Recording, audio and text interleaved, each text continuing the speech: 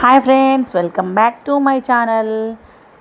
ఈరోజు అయితే ఏం చూపించబోతున్నానంటే చిన్న కుకింగ్ వీడియో చిన్నగా చూపించబోతున్నా. పిల్లలకి ఎంతో ఇష్టమైన ఎగ్స్ తోటి ఒక డిఫరెంట్ స్టైల్లో చూపించబోతున్నాను. మీరు కూడా ట్రై చేయండి ఫ్రెండ్స్. ఇంకా మేము బీరకాయ కూర అయితే వండుకున్నాను, మార్నింగ్ షార్ట్లో పెట్టాను. కానీ మా బాబు మాత్రం అస్సలు తినడు, అతని కోసం అయితే స్పెషల్గా వండుతున్నాను అన్నట్టు. ఇంకా ఒక 3 బాయిల్డ్ ఎగ్స్ అయితే తీసుకున్నాను, వాటిని చిన్న చిన్న ముక్కలకు కట్ చేసుకున్నాను. అందులో కావాల్సి సింపుల్గా ఏమి ఇంగ్రీడియంట్స్ ఎక్కువ ఉండే ఫ్రెండ్స్. ఓన్లీ 3 ఎగ్స్ చిన్నగా కట్ చేసి పెట్టుకున్నాను. కొంచెం కొత్తిమీర, కొంచెం జీలకర్ర, ఆవాలు, ఉప్పు, కారం, అంతే. అందులోకి పెద్దగా ఏమి ఉండవన్నట్టు నేను చిన్నగా ముక్కడైతే పెట్టుకున్నాను. ఇంకా ఆయన మందం ఆయనకు ఆఫ్టర్నూన్ బాక్స్ ఉంది అన్నట్టు.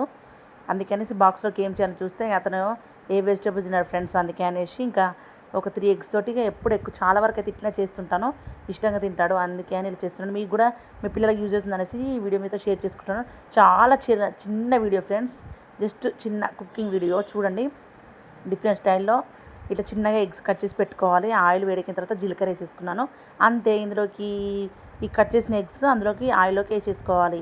ఇంకా తర్వాత అందులోకి సాల్ట్, కారము, నెక్స్ట్ పసుపు వేసుకోవాలి, అంతే. అయిపోయినట్టే. లాస్ట్లో కొత్తిమీర వేసేసుకోవాలి. ఆ ప్రాసెస్ అయితే ఇప్పుడు చూపిస్తున్నాను, నేను చెప్పేసాను. కానీ ఇక ఎగ్స్ ఇలా వేసుకున్న తర్వాత కొంచెం అందులో నుంచి ఇట్లా నురుగ వస్తుంది అన్నట్టు. ఎగ్ మొత్తం వేసాం కదా, అందులోకి ఎల్లో అంతా ఇట్లా మెల్ట్ అయిపోతూ ఉంటే ఇట్లా నురుగ వస్తూ ఉంటుంది అన్నట్టు. ఆ టైంలో మనకు కొంచెం సాల్ట్ వేసుకోవాలి.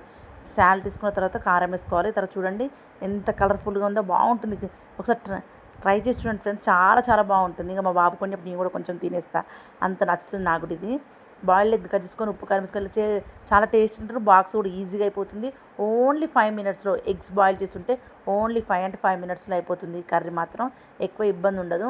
మీరు కూడా ట్రై చేయండి. మీ పిల్లలు ఏ కర్రీస్ తినకపోతే ట్రై చేయండి. నేనైతే సాల్ట్ వేసాను. సాల్ట్ వేసిన తర్వాత మాత్రం కారం వేసాను. నెక్స్ట్ కారం వేసిన తర్వాత మంచి చక్కగా కలుపుకోవాలి. చెప్పాను కదా, ఇందులో ఎల్లో అనేది మెల్ట్ అయిపోతూ ఉంటే నురుగ వస్తూ ఉంటుంది అన్నట్టు.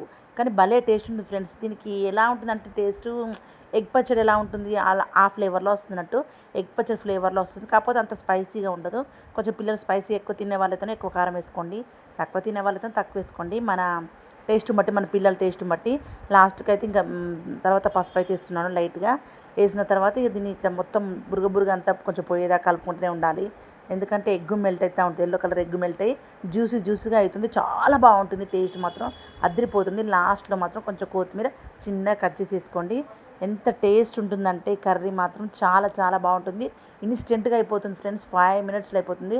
బాయిల్డ్ ఎగ్స్ ఉన్నాయంటే 5 మినిట్స్ కూడా పట్టదు, ఇంకా చాలా తొందరగా అయిపోతుంది. ఎంత బాగుంటుందంటే అన్నంలో కలిపితే మాత్రం అంత మంచి జ్యూసీగా ఫ్లేవర్ మాత్రం చాలా బాగుంటుంది. ట్రై చేయండి ఫ్రెండ్స్. ట్రై చేసినాక ఎలా వచ్చిందో నాకైతే కామెంట్ సెక్షన్లో కామెంట్ చేయడం మర్చిపోవద్దు ఫ్రెండ్స్, ఓకేనా? లైక్ చేయండి ఫ్రెండ్స్. బాయ్.